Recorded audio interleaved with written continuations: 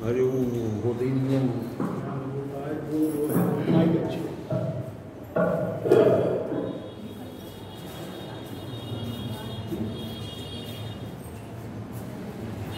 मंगलम भगवान वीरो मंगलम गौतमो गणे मंगलम कुंद कुंदार्यो जैन धर्मोस्तु मंगलम सर्वमंगल्य मांगल्यम सर्वकल्याणकारकम प्रधानां सर्वधर्माणां जैनं जयतु शासनं जैनं जयतु शासनं जैनं जयतु शासनम् एकोऽहं निर्महं शुद्धो ज्ञानी योगीन्द्र गोचरा बाह्यसंयोग च भावा मक्ता सर्वेपि सर्वथा। जय बोलिए अनंत सिद्ध परमेश्वर भगवान की 1008 आदिनाथ भगवान की 1008 मूलनाथ पार्षद भगवान की आचार्य भगवान विमल सागर जी महाराज की आचार्य भगवान विराट सागर जी महाराज की मम गुरु आचार्य भगवान 108 विशुद्ध सागर जी महाराज की टाई की विराजमान 3 कमनों कोटि मिराजों की अहिंसा परमो धर्म की जय। आज उत्तम तप का दिन है। भगवान महावीर की देशना में उन्होंने हमें वस्तु स्वभाव का बोध कराया है। जो वस्तु का स्वभाव है वही वस्तु का धर्म है और जो वस्तु का धर्म है वही सत्य है और जो सत्य है वह सत है। तत्वार्थ सूत्र में हम पढ़ते हैं सत द्रव्य लक्षणम। प्रत्येक वस्तु उत्पाद व्यय द्रव्य से युक्त है। प्रत्येक वस्तु उत्पाद व्यय द्रव्य से युक्त है।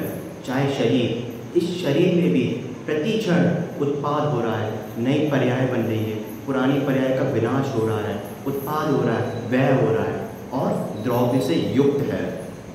शिशु से बालक, बालक से युवा, युवा से प्रौढ़, प्रौढ़ से वृद्ध, नाना अवस्थाएं हमारी बीत रही है। व्यय हो रहा है, उत्पाद हो रहा है, लेकिन द्रव्य के साथ। जब तक शरीर स्वस्थ है, जब तक हमारा शरीर स्वस्थ है, जब तक तप के द्वारा निर्जरा कर ली जाए। बहुत दुर्भाग्य से ये शरीर मिला है, बहुत दुर्भाग्य से धर्म मिला है। अगर यही तप नहीं करा और यूँ पर्याय यूँ ही निकाल दी तो ये जीवन व्यर्थ ही जाएगा। जिस प्रकार कहते हैं दूध को तपा करके मक्खन आदि घी निकाल लिया जाता है, तिल से तेल निकाल लिया जाता है, सोने को तपा के उसकी किट्टी माँ अलग कर दी जाती है, अर्थात शुद्ध सोने को प्राप्त कर लिया जाता है तपा के। उसी प्रकार इस देह के माध्यम से अपनी आत्मा को तपा करके हम अपने कर्मों को पृथक करके उस आत्मा को परमात्मा बना सकते हैं। किससे? तपा के, तप से, उत्तम तप से। आचार्य भगवान ने 2 प्रकार के तप कहे हैं, अंतरंग तप और बहिरंग तप। जो बाहर दिखा रहा है हमको, अनशन, ऊनोदरी आदि, ये बहिरंग तप है। और जो अंतरंग तप है वो बाहर दिखाई नहीं दे रहा है। तप का उद्देश्य मात्र इच्छा का निरोध और कर्मों की निर्जरा है। बाह्य तप अनशन, ऊनोदर, रसपरित्याग, विविध संयासन, काय कलेश। और जब अंतरंग तप में आते हैं प्रायश्चित, विनय, वैयावृत्ति, स्वाध्याय, विसर्ग और ध्यान, जो कि मुख्य तप है। तप के भेद इस प्रकार है। जब हम तप की बात करते हैं तो तप से हमें क्या समझना चाहिए, क्यों करना चाहिए तप? तप क्यों करना चाहिए? कर्मों की तत्वार्थ सूत्र में बहुत बढ़िया सूत्र आया है, तपश्च निर्जरा च। तप से निर्जरा होती है। लेकिन कैसा तप करना चाहिए? इच्छा निरोध तपा, जो हमारे इच्छा का निरोध हो, जो हमारी आसक्ति का निरोध हो, जो हमारे विषयों में जो लीन है मोह का निरोध करना, ऐसे निरोध करना तप है। वाहिक तप को देखे भैया, जब जो तप की बात आती है, भोग से भी निर्जरा होती है। भोग से कैसे निर्जरा होती है? अभी तो पढ़ा था, तप से निर्जरा होती है। भोग से क्या क्या निर्जरा होता है? पुण्य की निर्जरा हो रही है भोग से। जो सुखों में हम बीत रहे, अपना पुण्य खर्च कर रहे हैं, मार्केट से वस्तु खरीदते हैं तो द्रव्य खर्च होता है, इसी प्रकार भोगों में लगे रहते हैं तो पुण्य खर्च होता है। वही पुण्य का द्रव्य अगर सही उपयोग किया जाए तो उच्च हम जा सकते हैं। जैसे इन्वेस्टमेंट करते हैं, अगर अच्छा इन्वेस्टमेंट किया जाए, बढ़िया किया जाए, तो वो द्रव्य और बढ़ता जाता है। ऐसे पुण्य का सही उपयोग किया जाए तो वो और बढ़ता जाता है। तीर्थंकर पदवी का बंध भी तीव्र पुण्य का ही लक्षण होता है। आगे हमने जब तप की बात करी तो बहिरंग तप की हम बात करेंगे। पहले क्या आता है? अनशन यानी उपवास, चारों प्रकार के आहार का त्याग करना अनशन कहा गया है। चारों प्रकार के आहार का त्याग करना, जिस प्रकार से तप बताए गए हैं अनशन, उसी प्रकार से जैसे मोबाइल में गेम का लेवल बढ़ते जाता है, उसी प्रकार से तप से जब अनशन शुरू होते हैं और ध्यान पे खत्म होते हैं तो ध्यान से लाख गुना ज़्यादा कठिन होता है, अनशन से लाख गुना कठिन होता है तप। कितना भी अनशन कर लो लेकिन ध्यान के बिना सब निरर्थक है। ध्यान एक ऐसी सिद्धि है जो 48 मिनट मुहूर्त में भी, एक अंतर मुहूर्त में भी केवल को प्रकट कर देती है। भगवान ऋषभ देव का वर्णन आता है, 6 महीने तक उनको विधि नहीं, 6 महीने तक उन्होंने अनशन किया और जब वो उठे तो 6 माह 7 माह तक उनको विधि नहीं मिली। ऐसे 13 माह तक, 13 महीने तक उनका अनशन रहा, उन अनशन किया। 1000 वर्ष की तब साधना करी, तब जाके मोक्ष मिला। और भरत चक्रवर्ती ने दीक्षा लेके 48 मिनट में ही केवल ज्ञान प्रकट कर लिया। ऐसा क्यों? भगवान ऋषभदेव ने 1000 वर्ष तक तपस्या करी, 13 मास उपवास करे और भरत ने दीक्षा लेके अंतर मुहूर्त में केवल प्रकट कर लिया। इसलिए अनशन से ज़्यादा अगर कोई अंतरंग तप महान कहा गया है वो ध्यान तप है। आगे जो हमने अनशन की, उपवास की मान्यता बना रखी है, भूखे रहना, कुछ खाना नहीं या अपने इच्छा अनुसार रहना। भूखे हम जब आप लोग क्या करते हैं, भूख तो रह लेते हैं, उपवास कर लेते हैं, लेकिन उस दिन क्या करते हैं, या तो दिन में घर में पड़े हुए हैं, दिन में घर में सो रहे हैं, टीवी देख रहे हैं। उपवास चल रहा है, उपवास करे हो, लेकिन क्या करते हैं, दिन भर मोबाइल चला रहे हैं, आराम से घर में बैठे हुए हैं। अरे ये तो और उल्टा कर्म का बंद हो रहा है। क्या हमने उपवास इसलिए करा था कि दिन भर बैठे बैठे घर में सोते रहे? शरीर सब चीज़ का विवेक होना चाहिए। और उपवास में अब जब पेट में कुछ नहीं गया तो क्रोध भी खूब आता है। ऐसे उदाहरण देखे, सासू माँ ने उपवास करा और चिल्ला भूख पे रही है। कारण क्या है? तो सबके घर में होता है ये। उपवास उनने किया और अब भूख लग रही है, तृषा लग रही है, गुस्सा आ रहा है, लेकिन क्रोध कर रहे हैं, एक दूसरे पे चिल्ला रहे हैं, दिन भर मोबाइल चला रहे हैं, सो रहे हैं। और कोई तो सिर्फ रिकॉर्ड बनाने के लिए उपवास करता है, मेरे 10 उपवास हो गए, मेरा 13 हो गया, मेरी पूरी 16 कारण हो गई। ये तप नहीं है, इससे कर्मों की निर्जरा नहीं होगी। जो इच्छा का निरोध है वही तप है। अपने सारी तप की क्रिया मात्र परिणामों की विशुद्धि के लिए है।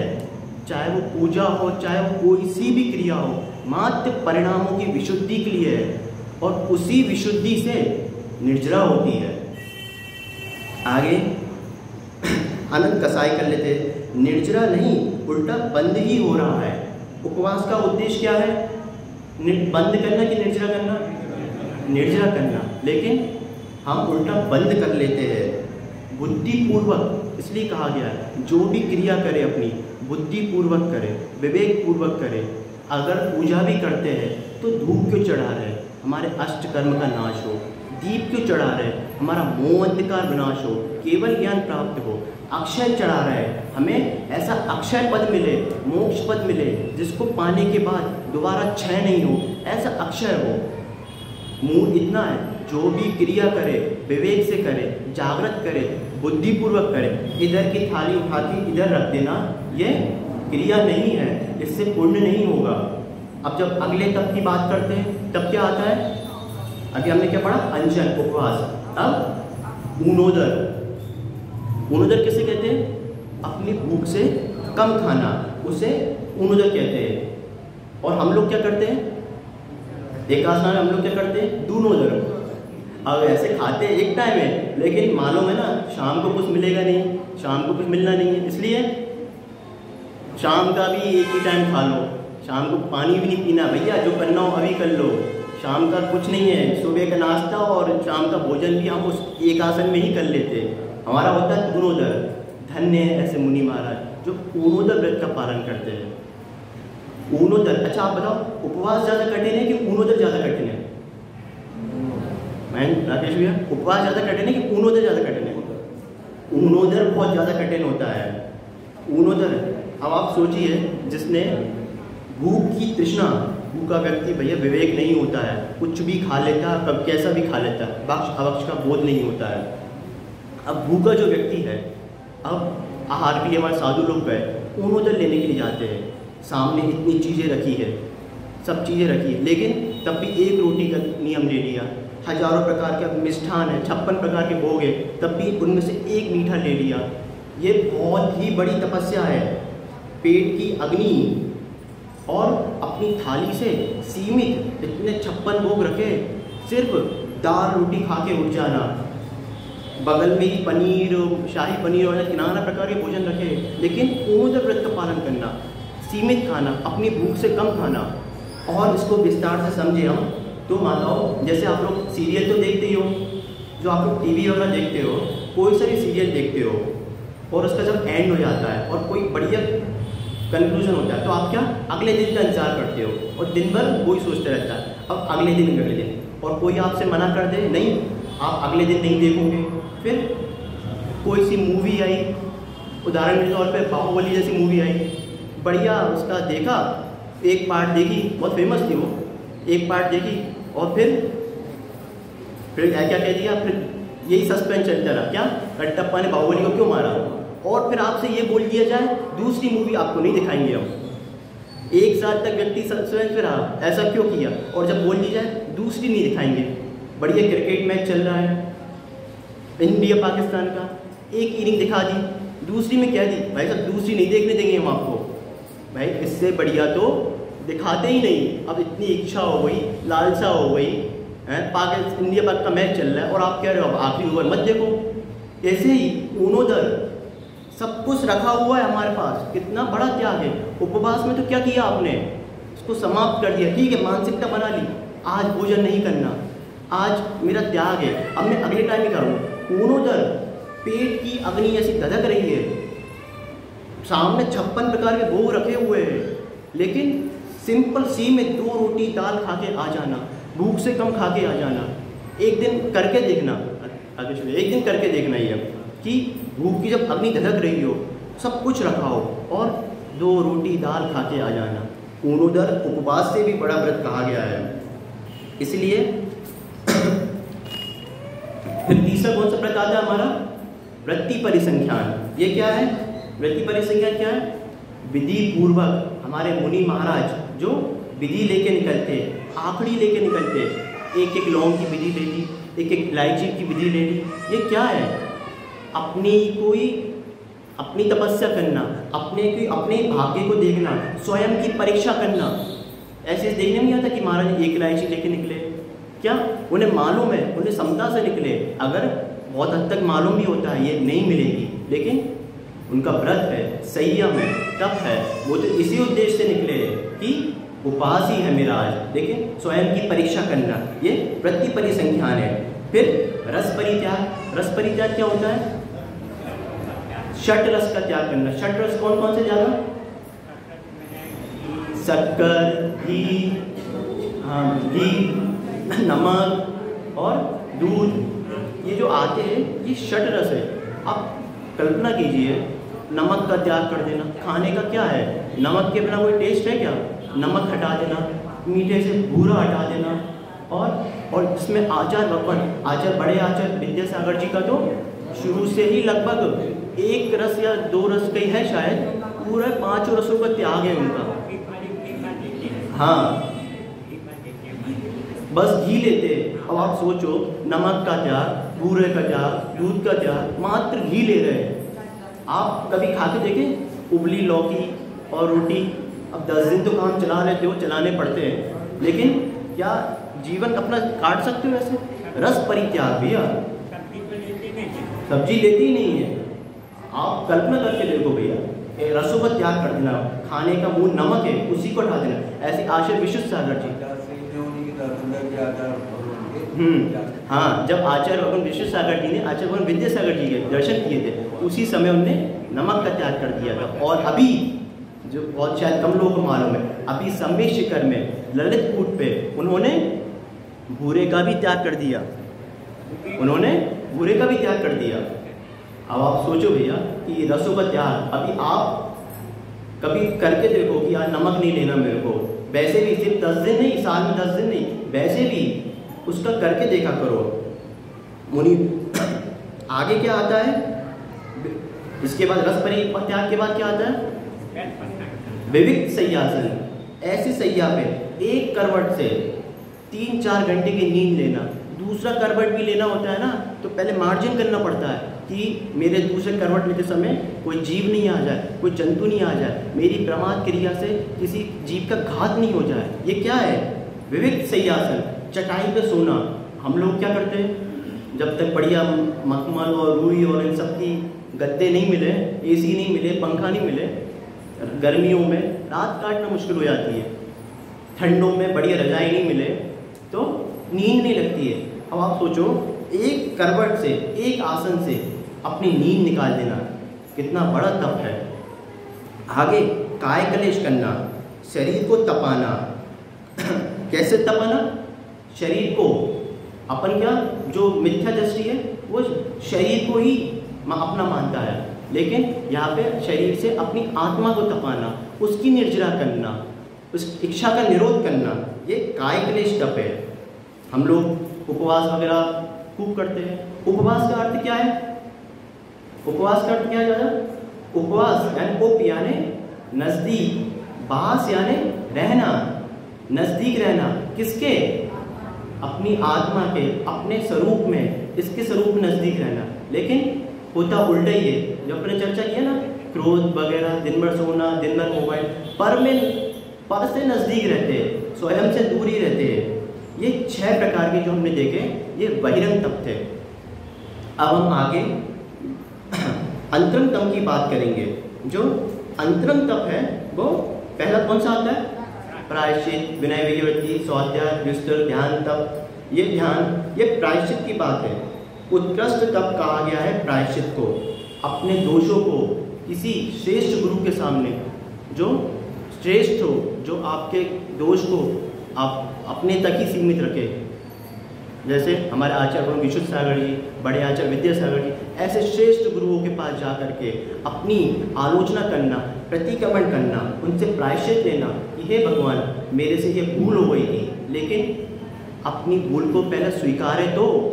कितनी चीज़ें हम कर बैठते हैं, उनको स्वीकारते भी नहीं है। कितने बड़े बड़े पाप कर बैठते हैं, कितनी कैसे कैसे भोग कर बैठते हैं। उनको स्वीकारे तभी तो उनका आलोचना होगा, तभी उनका प्रतिक्रमण होगा, तभी तो उनकी प्रायश्चित का हम बोलेंगे।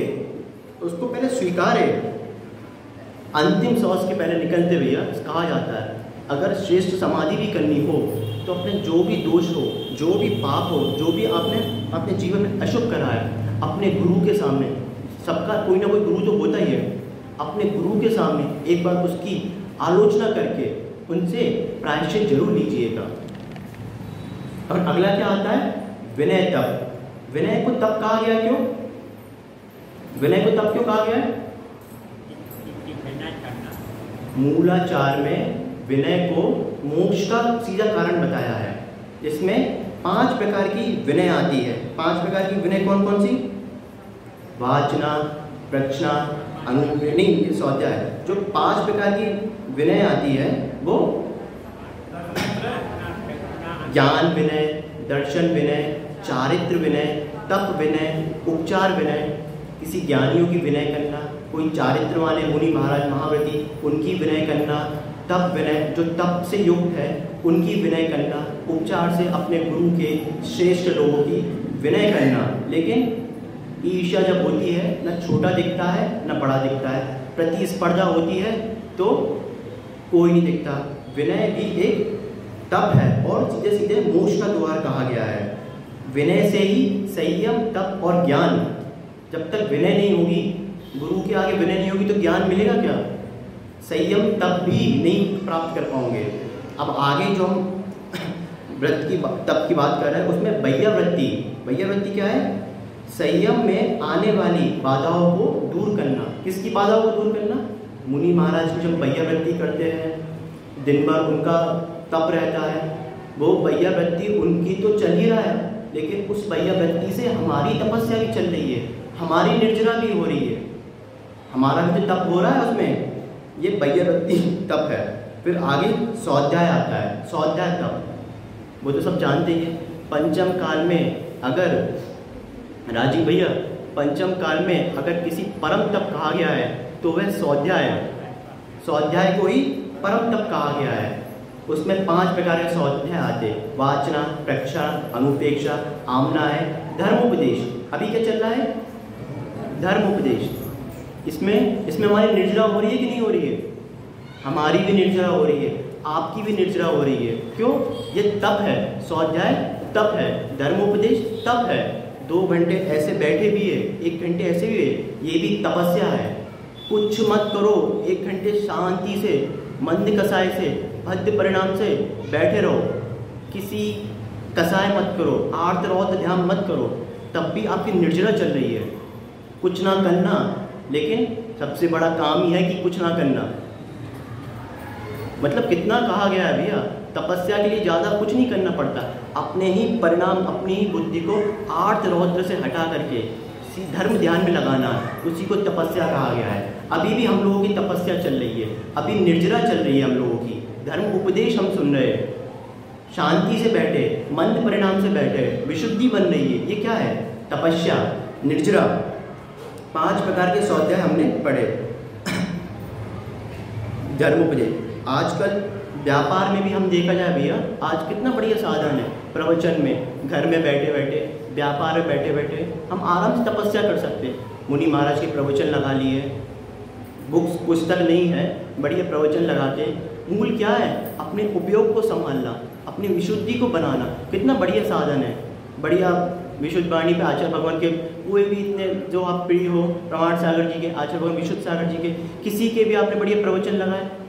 क्या चल रही है? तपस्या हो रही है, निर्जरा हो रही है, कर्मों का जो बंध है वो झड़ रहे हैं। कितना, अगर वही थोड़ी सी बुद्धि को हम अपने समय को भोग वृत्ति से हटा करके अगर धर्म में लगाए तो बैठे बैठे भी तपस्या कर सकते हैं और बैठे बैठे भी बंद कर सकते हैं। विचारों का ही तो खेल है। विशुद्धि बन रही है, तपस्या हो रही है, आर्त और परिणाम हो रहा है, कर्म का बंध हो रहा है, बैठे बैठे ही। आगे जो स्वरूप का स्वाध्याय क्या है? जो स्वरूप का अध्ययन कराए, जो स्वयं का अध्ययन कराए, वो स्वाध्याय। आगे कौन सा? व्युत्सर्ग। व्युत्सर्ग क्या होता है? अपने शरीर से अपनी ममत्व वृत्ति को, राग को त्याग करना, शरीर को भिन्न मानना। किसी भी, चाहे शरीर हो, चाहे कोई परम पदार्थ हो, किसी से भी अपना ममत्व बुद्धि हटाना, वह विसर्ग। बेटे से, पिता से, बहू से, संपदा से, इनसे अपना ममत्व हटाना, इनसे अपना राग हटाना, मध्यस्थता लाना, ये क्या है? विसर्ग। फिर आगे ध्यान। सारी साधना काहे के लिए है? उस श्रेष्ठ ध्यान के लिए, उस अंतर्मूर्त जो ध्यान की प्रचंडता होती है, जिससे केवल प्रकट होता है। पहले चर्चा करी ना हमने, भगवान भरत ने दीक्षा लेके 48 मूर्त को केवल ज्ञान प्रकट कर लिया। किस बल पे? ध्यान के बल पे। शुक्ल ध्यान की पराकाष्ठा को प्राप्त करके उन्हें अपना केवल प्रकट कर लिया। 4 प्रकार के ध्यान कौन कौन से आते दादा? आर्त ध्यान, रौद्र ध्यान, धर्म ध्यान, शुक्ल ध्यान। आर्त ध्यान क्या है? इष्ट का वियोग, अनिष्ट का संयोग। कोई इष्ट जो व्यक्ति था, मेरा पुत्र खत्म हो गया, अरे जीव की आयु ही उतनी थी, जीव का समय ही उतना था, उसकी काल लब्धि आ गई। पहले था क्या वो? विचार करें, आज से 25 साल पहले कोई था क्या? वो जीव नहीं था, आया चला गया। आर्त ध्यान। फिर अनिष्ट सहयोग, ऐसे कोई व्यक्ति का सहयोग मिल गया जो हमारे विपरीत चलता है। जॉब में कोई ऐसा मिल गया, पड़ोसी कोई ऐसा मिल गया, व्यापारी कोई ऐसा मिल गया, ऐसा अनिष्ट सहयोग मिल गया। अब क्या, अरे भाई समता से अपनी बुद्धि पूर्वक उसको सहन करो, सुनीति पूर्वक उसको दूर करने की कोशिश करो, मध्यस्थ भाव रखो, लेकिन आर्त ध्यान करना, बिलखना, उससे कुछ होगा तो नहीं, उल्टा कर्म का ही आश्रम होगा। फिर पीड़ा चिंतन, ईस्ट अनिष्ट पीड़ा, फिर पीड़ा चिंतन आता है। कोई पीड़ा हो गई, शरीर में व्याधि हो गई, अब चिंतन करने से, आर्त ध्यान करने से वो चले तो जाएगी नहीं। डायबिटीज़ हो गई, अब चिंतन करते रहो मुझे डायबिटीज़ हो गई, एक्सीडेंट हो गया, अरे मेरे को एक्सीडेंट हो गया, अरे चिंता से क्या होगा, उसका उपाय देखिए, पुरुषार्थ करिए, पुण्य बढ़ाइए, लेकिन आर्त ध्यान करके कुछ नहीं होने वाला। ऐसे ही निदान सब जानते ही हैं, तपस्या कर रहे हैं, निदान की कामना कर रहे हैं, अरे तपस्या करो, नियम से आपको भोग, नियम से आपको स्वर्ग प्राप्त होगा, मोक्ष प्राप्त होगा, लेकिन निदान मान लेना, मुझे अगले भव में राज वैभव मिले, अच्छी कन्या आदि मिले, भोगवृत्ति की सामग्री मिले, ये क्या है, निदान मान रहा है। निदान मानने से नहीं मिलते भैया, भगवान की भक्ति करोगे तो सुंदर स्वरूप मिलेगा, और अगर निदान मान के भक्ति करोगे तो सुंदर स्वरूप नहीं मिलेगा। आगे क्या आता है, रौद्र ध्यान। रौद्र ध्यान क्या है, हिंसानंदी, वृषानंदी, चौर्यानंदी, हिंसा में आनंद लूटना, चोरी में आनंद लूटना, क्या है, झूठ बोल रहे हैं उसी में आनंद लूटना, मतलब अपने उपयोग को रौद्र करना। उसी पाप कर रहे हैं, पाप तो कर ही रहे, लेकिन उसमें भी क्या कर रहे हैं, आनंद लूट रहे हैं। फिर आगे क्या आता है, धर्म ध्यान। बहुत ही पंचम काल की दुर्लभ है भैया जो व्यक्ति धर्म ध्यान में लगा हुआ है। आप टटोलो अपने विचारों को, क्या 2 मिनट भी धर्म ध्यान हो पा रहा है, क्या विचार स्थिर रह पा रहे हैं, एक जगह से लेकर दूसरे भगते, कहाँ भगवान की प्रतिमा कर रहे हैं और कहाँ व्यापार में पहुंच जाते हैं, ये खत्म हो गया, ये स्टॉक खत्म हो गया, आज जॉब में ये करना है, बिजनेस में ये करना है, कर क्या रहे, भगवान के अभिषेक, कर क्या रहे, शांति जा रहा, लेकिन मस्तिष्क कहाँ पे है, दुकान बैठी होगी, कोई है नहीं, ग्राहक आ रहा होगा, कल क्या व्यवस्था करनी है, क्यों बॉबी भैया दुकान पे जाना होगा। कितने प्रकार के हमारे प्रति क्षण प्रति पर काम के, विकार के, अच्छे अच्छे भगवान के गर्भगृह में खड़े हुए, लेकिन कैसे कैसे विचार आ जाते हैं। अगर विचार को टटोलो तो 5 मिनट भी अगर धर्म का ध्यान चल रहा है तो ये बहुत बड़ी बात है। फिर शुक्ल ध्यान आता है। शुक्ल ध्यान तो 7वें गुरुस्थान मुनि का ही बताया गया है, पंचम काल में देखने में नहीं आता। इसी प्रकार से हमने ध्यान के वेद पढ़े। ये तप की निर्जरा चल रही है।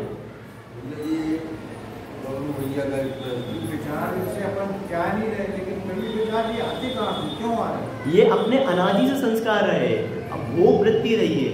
इंद्रिया क्या करती है, सुख को ही ग्रहण करती है।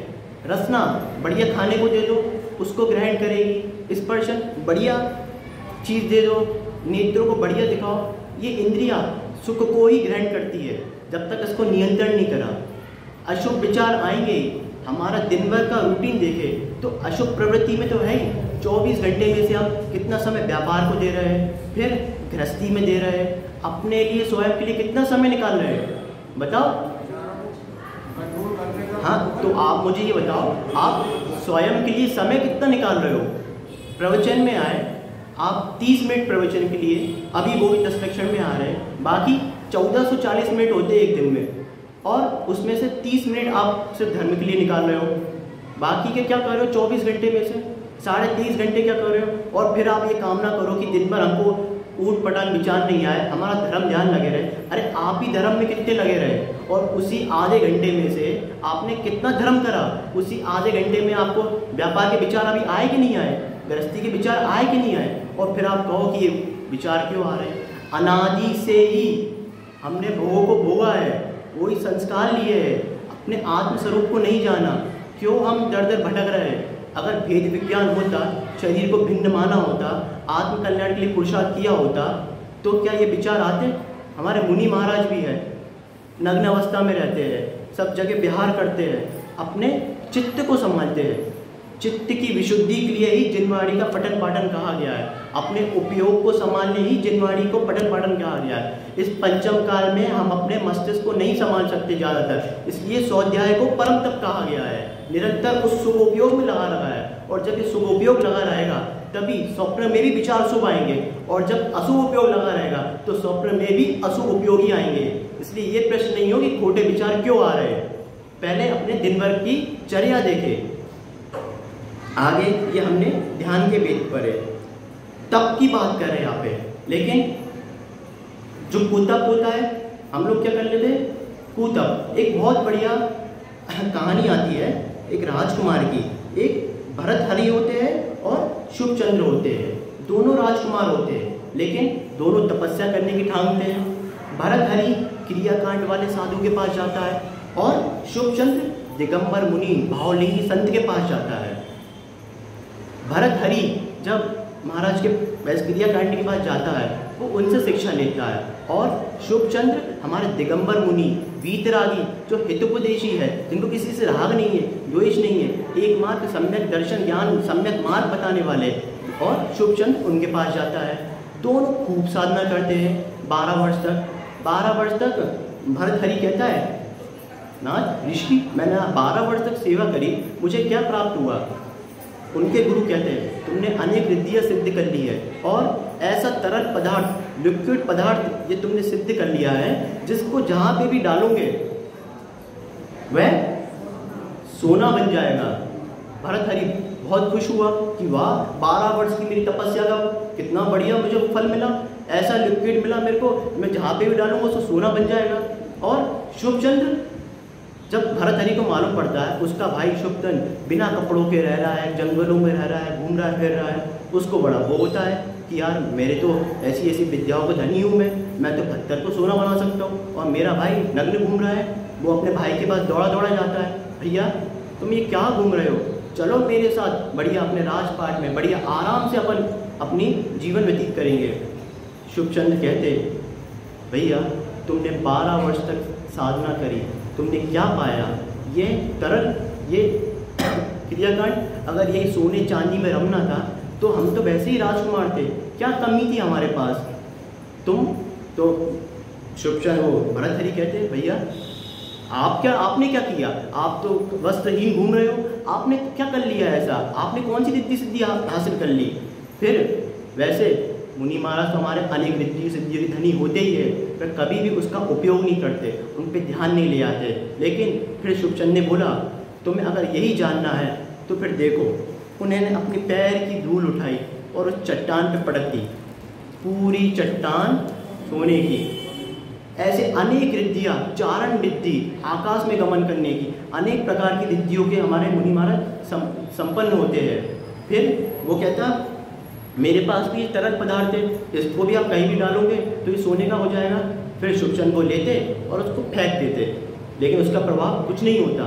बड़ी से बड़ी रिद्धियों सिद्धि को भी हमारे मुनि महाराज प्रभाव न्यून कर देते हैं।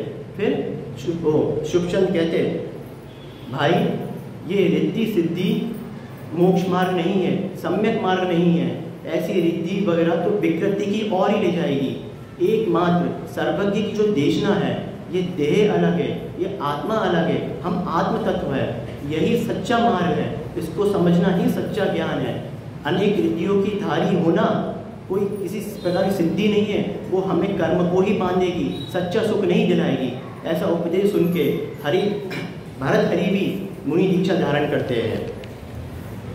जितनी रिद्धियाँ होती है वह सभी काय से होती है?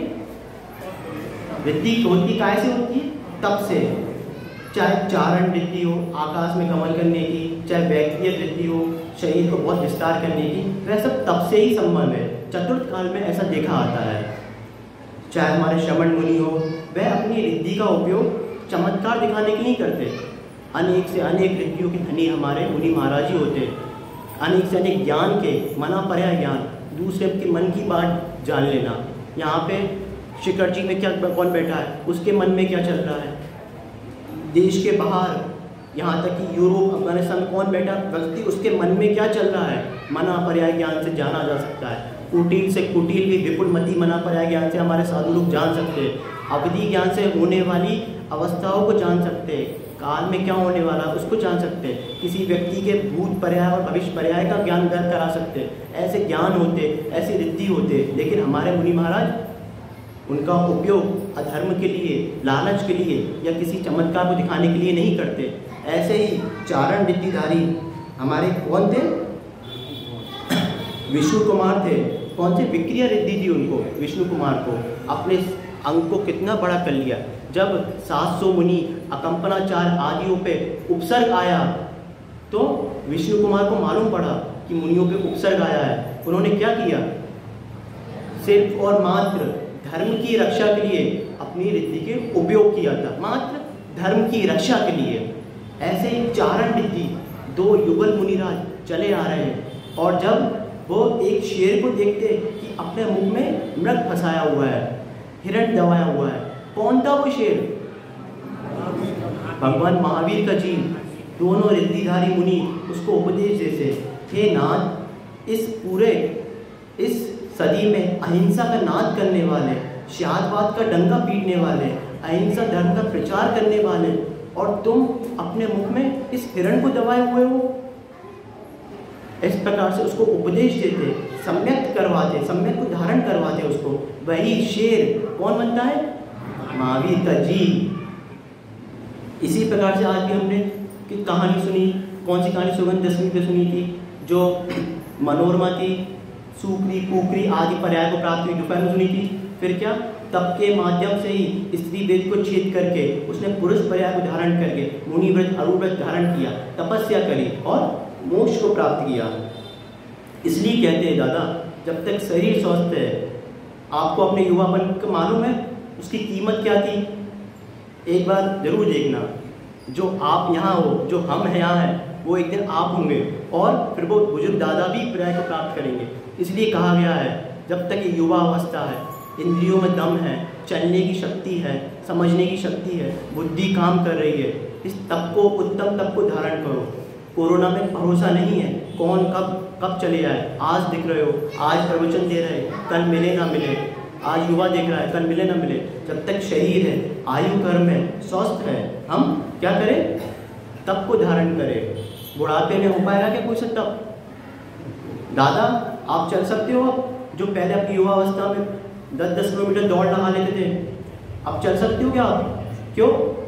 इसलिए कहा गया है, अपने युवा अवस्था में जितना पुरुषार्थ कर सकते हो करो, लेकिन शक्ति तस त्याग कहा गया है। उसी प्रकार शक्ति तस तप भी है। अपनी शक्ति को अनुसार देख के तप करो, अपनी शक्ति को छुपाओ मती। लेकिन हम अपनी शक्ति को ही नहीं जानते। बॉबी भैया, अगर आप कितना किलोमीटर चल सकते हो? 1-2 किलोमीटर दौड़ लगा सकते हो। अगर यही आपके पीछे शेर को छोड़ दिया जाए, 20 किलोमीटर दौड़ते हुए देखोगे। शक्ति कितनी है हमारे। कल मुनि महाराज की चर्चा करी थी, 500 दिन में से 450 पास कर रहे कंटिन्यू, 1400 पास कर चुके। आराध्य सागर जी की चर्चा करी थी। क्या है वहाँ पे? अनुत्तर सागर जी 10 दिन में, 8 दिन में एक बार भोजन ले रहे हैं। तो क्या हम इस 1-2 उपास भी नहीं कर सकते 10 लक्षण में? हम अपनी ही, कहते हैं ना, भावना, अपने आप से ही भावना बनाते हैं, अपने आप से ही मायाचारी करते हैं। शक्ति बहुत है, लेकिन 3-4 घंटे की नींद भी हो सकती है और 10 घंटे भी कम है। और कहने को प्रमाद ही आता है, भावना ही आता है कि मेरा शरीर स्वस्थ नहीं है। इसलिए कहा गया है, खुद की शक्ति को जाने और तपस्या करें। कितने प्रकार के उदाहरण आते हैं भैया। जो तप का मूल उद्देश्य है, अंत में जो तप का मूल उद्देश्य है वो क्या है? इच्छा का निरोध। और ऐसा तप नहीं करना जो अपनी इच्छा के अनुसार हो, अपने मन का तप हो, जो हमने अभी कुतप के बारे में पढ़ा ना, इच्छा का निरोध ही तप है। और तप काय के लिए है? निर्जरा के लिए। जिस प्रकार से शुरू में पढ़ा था, दूध को तपा करके हमने घी बना लिया, तिल से तेल निकाल लिया, सोने की किट्टीमा को अलग करके सोने को तपा करके हमने शुद्ध सोना निकाल लिया। इसी प्रकार इस देह के माध्यम से अपनी आत्मा को तपा के उस परमात्मा को बनाया जा सकता है, यही आत्मा को। इसलिए तपस्या करना तप, उत्तम तप कहा गया है। आदि प्रकार के तपस्या में सुकुमार मुनि के उदाहरण वगैरह आते हैं, समय भी हो रहा है। ये मात्र और मात्र भैया तप के कारण ही है। बड़े से बड़ी सिद्धि, मोक्ष की सिद्धि तप ही है। भगवान बाहुबली ने भी 1 साल होकर के खड़े होके तप किया था, लेकिन विकल्प था, निदान नहीं। इसलिए जब उनको विकल्प दूर हुआ तो क्षण में वो भी केवल ज्ञान प्रकट किए। इसी प्रकार से यही आज का समीचीन धर्म उपदेश है। जय बोलिए भगवान महावीर स्वामी की जय। आचार्य भगवान विश्व सागर महाराज की जय।